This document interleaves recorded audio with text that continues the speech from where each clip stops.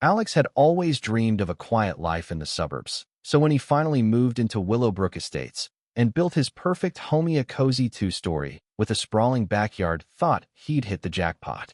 The neighborhood was idyllic, with manicured lawns and friendly waves from passers-by. But that peace shattered almost immediately thanks to his next-door neighbor, Victoria. She was the epitome of entitlement, a middle-aged woman with a sharp tongue and an unshakable belief that rules didn't apply to her. It started small. Victoria would park her shiny Lexus in Alex's driveway without a second thought, claiming she needed the space for just a quick errand. Then she'd dump her overflowing trash into his bins, let her yappy terrier defecate on his freshly mowed lawn without picking it up, and even toss her junk mail into his recycling like it was her personal disposal service. Alex tried to handle it civilly at first. "Hey, could you please not park here? It's my driveway," he'd say with a polite smile. But Victoria would brush him off with a scoff. "Relax, it's just for a minute. Don't be so uptight, it's only a driveway." Her dismissals only fueled his frustration, making him question if he was overreacting. To prove to himself he wasn't, Alex started documenting everything: timestamps, photos, and even discreet video recordings from his phone. Things escalated one fateful afternoon when Alex installed a simple wooden gate to block his driveway temporarily while he worked on landscaping. He came home to find it splintered and tossed aside. Victoria had rammed it with her car in a fit of impatience. That was the breaking point. No more Mr. Nice Guy. Alex dove into research, sketching blueprints late into the night. He engineered a state-of-the-art hydraulic steel gate system, complete with pressure plates that detected intruders, motion sensors, high-definition cameras, and even a cheeky automated voice message: "Smile, you're on private property." To make it foolproof, he added a retractable fence that could deploy to trap any vehicle inside.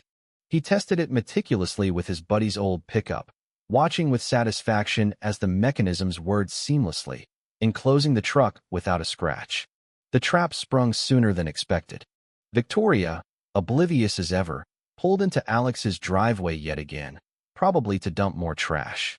The sensors activated with a satisfying clank, gate slammed shut, and the fence extended, boxing in her Lexus like a steel cage. She leaped out, face twisted in rage, pounding on the bars. "What the hell is this?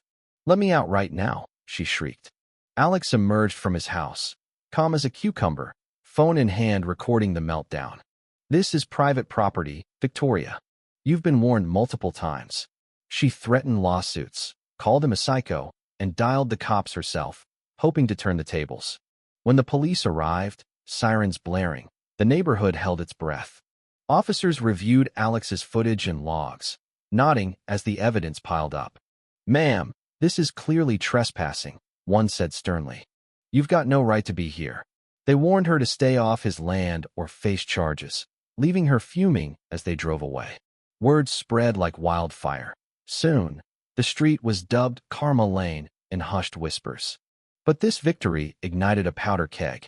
Victoria wasn't one to back down. She rattled the gate at odd hours, staging dramatic sobs for any cameras she spotted, and bombarded the HOA with complaints about Alex's aggressive architecture that supposedly violated community aesthetics.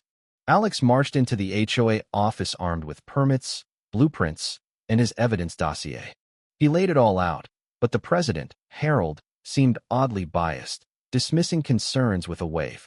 It turned out Victoria was besties with Harold's sister, a connection that reeked of favoritism and sparked murmurs of corruption. Undeterred, Victoria ramped up her sabotage. She posted wild misinformation on the neighborhood Facebook group, accusing Alex of being a dangerous recluse and trapping innocent visitors. One night, she smeared dog feces on his porch. Another time, she showed up with a fake apology, cookies in hand, but secretly filming to twist the narrative online. Alex wasn't about to let her win.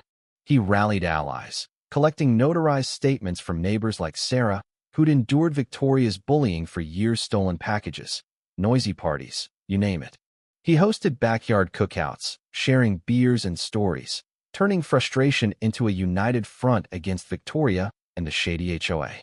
The tide began to turn, but Victoria doubled down, circling his house at midnight with her high beams on, filing anonymous complaints, and even trespassing on foot, only to trip over a garden hose and drop her peace-offering cookies in a hilarious flop caught on camera.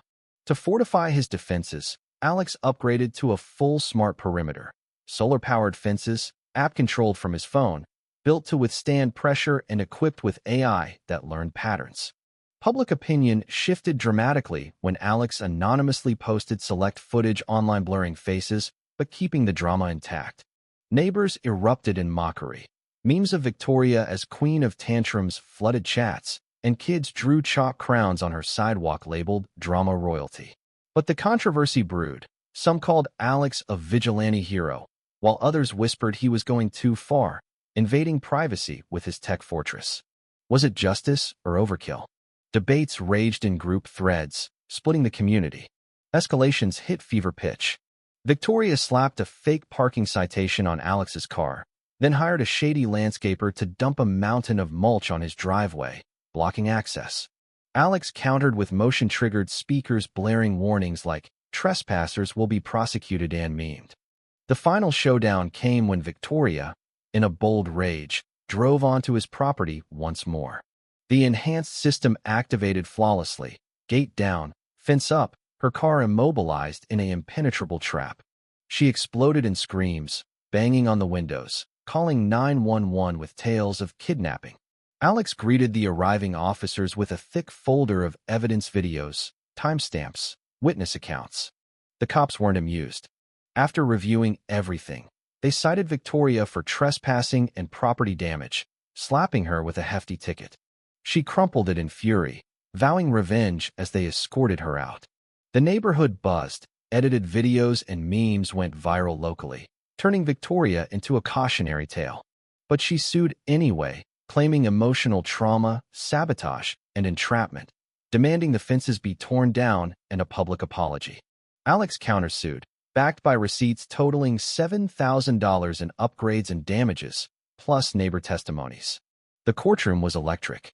Harold tried mediating through the HOA, but Alex exposed the cronyism, presenting emails showing favoritism. The judge, after poring over the evidence, dismissed Victoria's case with prejudice, ordering her to pay Alex's legal fees and restitution. In a scathing aside, the judge noted her behavior as entitled and disruptive, fueling online debates about neighborhood justice versus legal overreach. Victoria emerged dramatically in a neck brace, peddling sob stories and tainted cookies door to door, but neighbors slammed doors in her face, weary of her games. The saga climaxed at a packed HOA meeting where Alex proposed a recall vote for Harold. Testimonies poured in years of ignored complaints, selective enforcement. Harold was ousted in a landslide, replaced by a fair board including Tom, Sarah, and Lisa. They reformed rules for transparency, sparking block parties and a revived sense of community. Humiliated, Victoria listed her house as a motivated seller and vanished overnight, no goodbyes.